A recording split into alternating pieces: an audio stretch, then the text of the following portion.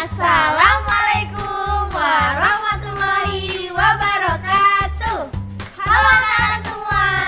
Jadi hari ini Bu Tika, Bu Dia, dan Bu Hanun, kita akan memberikan tata cara atau tutorial mengerjakan buku Fastabikul Khairat jilid 2. Ini biar kalian di rumah lebih mudah lagi. Yuk disimak dan disaksikan baik-baik video yang akan diperankan oleh Bu Dia dan Bu Hanun. Check it out. Assalamualaikum Hanun. Waalaikumsalam Dia. Kamu sedang membaca buku apa? Aku lagi membaca buku Fastabikul Khairat jilid 2. Nah, kebetulan nih, saya mau tanya Nun. Bagaimana sih cara mengisi buku Fastabikul Khairat yang jilid 2? Jadi, buku Fastabikul Khairat jilid 2 ini untuk kelas 3 dan kelas 4. Nah, di buku ini dibagi menjadi 2 bagian. Yang pertama, ada akhlak terhadap Allah. Kemudian, yang kedua, ada akhlakul karimah atau akhlak yang mulia. Kita bahas yang pertama dulu ya. Oke Nun. Yang pertama itu adalah akhlak terhadap Allah. Nah, di akhlak terhadap Allah ini ada pelaksanaan ibadah, kemudian ada asmaul husna, ada zikrullah, ada kalimat thayyibah, dan ada juga berinteraksi dengan Al-Quran. Nah, pada pelaksanaan ibadah, kamu cukup menuliskannya rata-rata ibadah yang kamu lakukan selama 1 bulan. Misalnya nih, kamu selama 1 bulan itu rajin banget sholat 5 waktu. Jadi, kamu bisa memberikan tanda centang di bagian ini selalu 5 kali per hari. Begitu. Kemudian, di sini ada juga sholat duha, sholat rawatib, dan membaca al-maksurat. Jika dalam 1 bulan kamu selalu melakukan sholat duha, kamu bisa menuliskannya di sini. Dituliskan 30 kali seperti itu. Dan jangan lupa minta tanda tangan orang tua. Oke. Ya, selanjutnya di sini ada Asmaul Husna. Di bagian Asmaul Husna ini kamu cukup menuliskan berapa Asmaul Husna yang kamu hafalkan dalam 1 bulan. Misalnya nih, kamu menghafalkan Asmaul Husna pertama sampai 20. Kamu bisa menuliskan di sini dari 1 sampai dengan 20. Disebutkan juga ya nama Asmaul Husnanya apa. Oke. Nah, selanjutnya adalah zikrullah, yaitu mengingat Allah. Apabila kamu setiap hari selalu mengingat Allah dalam 1 bulan, maka kamu cukup memberikan tanda centang di bagian hati yang ini, sering mengingat Allah. Begitu. Selanjutnya ada kalimat thayyibah.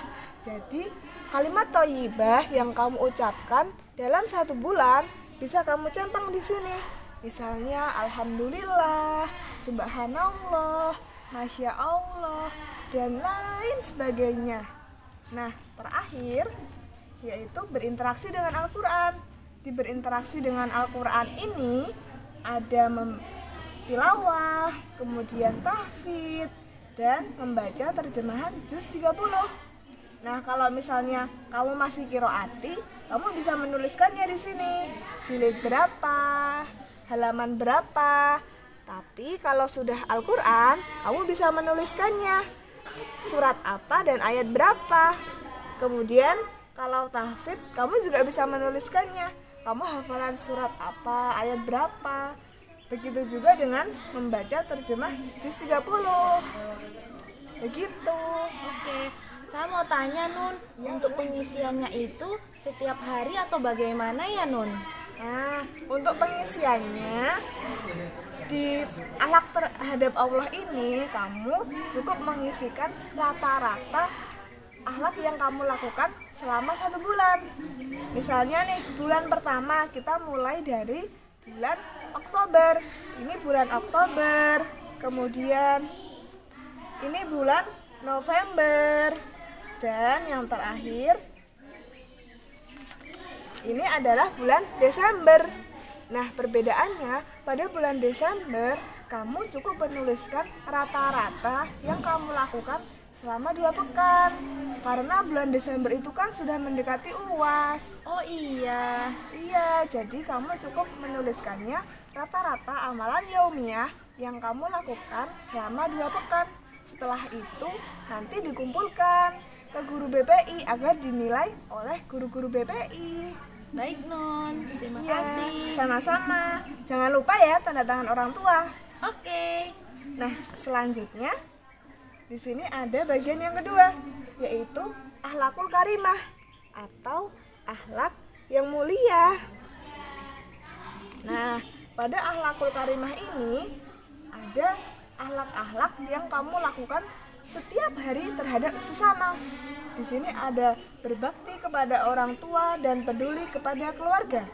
Nah, pada bagian ini, misalnya kamu mendoakan orang tua kamu. Misalnya nih pada waktu sholat kan kita berdoa untuk kedua orang tua. Kamu bisa menuliskannya di sini. Nama doanya, doa kedua orang tua, seperti itu. Selanjutnya, di sini ada menuruti perintah orang tua. Misalnya nih, ibu kamu meminta tolong kepadamu untuk membersihkan rumah. Nah, kalau kamu melaksanakannya, kamu bisa menuliskan di sini membersihkan rumah, seperti itu. Begitu juga di bagian bawahnya. Dan jangan lupa tanda tangan orang tua. Oke. Nah, selanjutnya di sini ada lagi akhlak terhadap sesama. Nah, misalnya nih, apabila kamu sopan kepada orang tua, saudara maupun teman, kamu bisa memberikan tanda centang di kotak ini. Begitu. Jadi misalnya nih, kamu sekarang lagi sopan nih sama orang tua, sama teman, pastinya harus setiap hari ya. Kamu berikan tanda centang di sini, seperti itu. Begitu juga di bagian bawah. Kalau kamu selalu menutup aurat, maka kamu berikan centang di bagian ini. Nah, nih misalnya nih, perbedaannya adalah kalau di bagian 2 ini kamu mengisinya itu bebas, tidak seperti yang bagian pertama tadi harus 1 kali setiap bulan. Kalau ini bebas, kamu melakukannya kapan saja. Misalnya nih, hari ini kamu sudah melakukan senyum, salam sapa, kamu bisa menuliskannya di sini. Terus kemudian kemarin kan kita sudah gemar menabung ya, membuat tabungan. Nah, di situ kita bisa menuliskannya di bagian ini, proyek usaha. Sebentar ya, aku carikan. Nah, di proyek usaha ini kita tuliskan. Kan kemarin kita sudah membuat tabungan. Kemudian kita kan harus memberikan uang pada tabungan tersebut. Nanti kalau sudah penuh, kita buka tabungan itu, kemudian kita belanjakan sesuatu. Setelah itu bisa kita jual kembali. Nanti keuntungannya ditulis di sini. Oh, begitu. Iya, jangan lupa tanda tangan orang tua. Siap Nun. Iya, jadi bedanya itu ya. Kalau di bagian 1 kita menuliskan rata-rata yang kita kerjakan selama 1 bulan. Tapi kalau di bagian kedua kita bebas menuliskannya kapan saja, selagi kita melakukannya, seperti itu. Baik Nun, terima kasih ya Nun, saya sangat terbantu. Sama-sama. Nanti di bulan Desember semua buku ini wajib sudah terisi penuh agar bisa dinilai oleh guru-guru BPI. Siap Nun. Oke, Terima kasih. sama-sama. Saya duluan ya Nun. Iya. Assalamualaikum. Waalaikumsalam. Hati-hati di jalan dia.